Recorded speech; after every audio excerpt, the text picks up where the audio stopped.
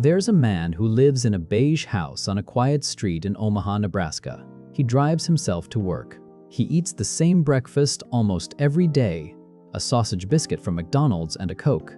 He has worn the same style of suit, in slightly different shades of gray, for decades. He does not own a yacht.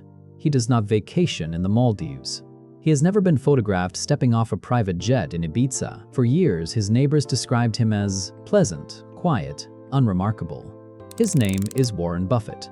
And at the time of writing, he is worth somewhere in the neighborhood of $130 billion. The contrast is so extreme that most people assume it's performance, that the simplicity is an act of humility, a calculated public image to appear relatable. But that interpretation misses something far more interesting.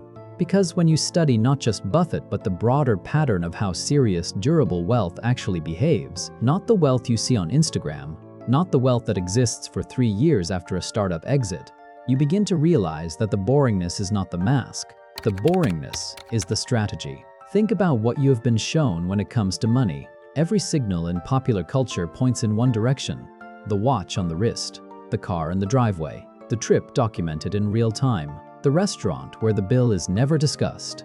These are the images that travel. They move because they are designed to move. They attract attention because they are built for attention. And somewhere along the way, a very specific equation became embedded in the cultural understanding of wealth. More money equals more visible proof of money. But that equation has a hidden cost that almost no one stops to calculate. Researchers who have studied economic behavior across decades have documented something quietly unsettling.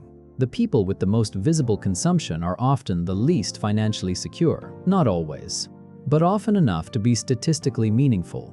The behavioral economist Robert Frank spent years studying what he called expenditure cascades, the way visible spending in one income bracket triggers spending in the brackets below it.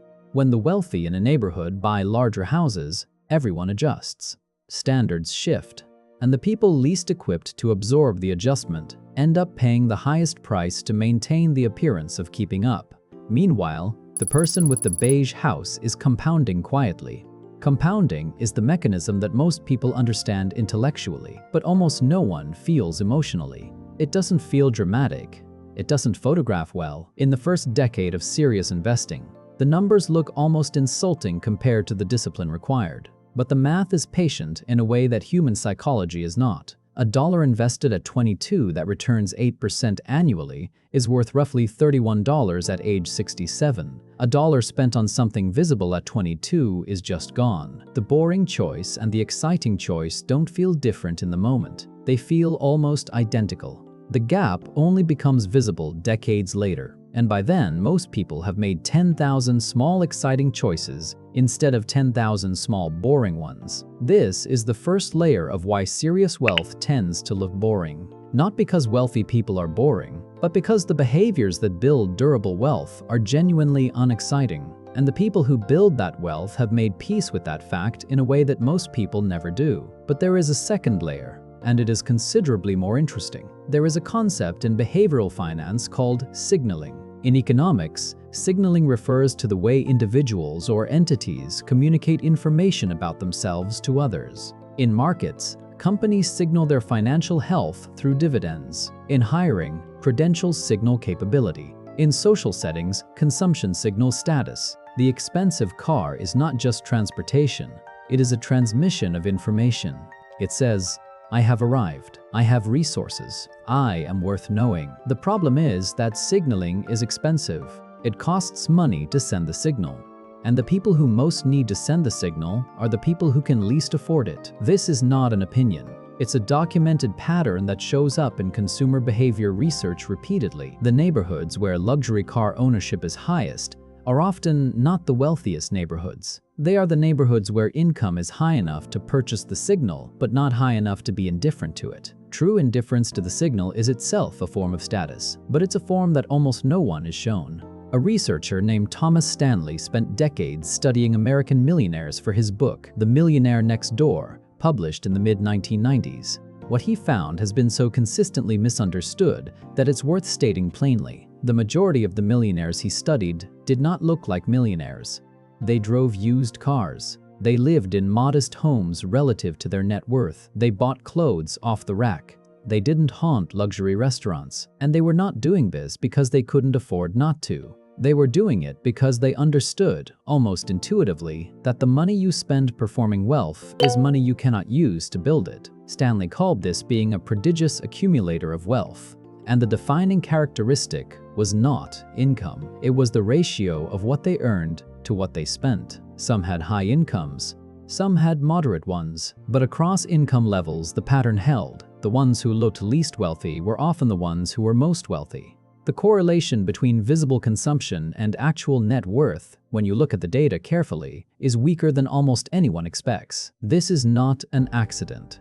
Consider the psychology at work. When someone becomes genuinely wealthy, not temporarily cash flush, but durably wealthy, something interesting happens to their relationship with spending. Early in the accumulation process, money is a tool being accumulated. Every dollar spent is a dollar removed from the process. There is a clarity to this that makes restraint feel logical rather than sacrificial. But as wealth compounds and the numbers become abstract, when someone's portfolio gains more in a year than most people earn in a decade, the urge to signal diminishes further. Not because they are better people, but because the internal accounting has changed. They are no longer performing for an audience that needs to be convinced. They already know what they have. This is why old money looks different from new money. Not always, but often. Old money has had generations to lose the need to announce itself. New money is still in the signaling phase, still transmitting the message, still justifying the journey.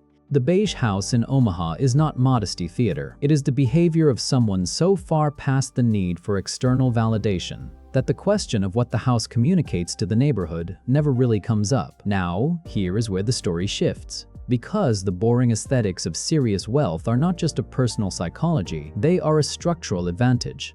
And understanding that advantage requires thinking about what visible wealth actually costs beyond money.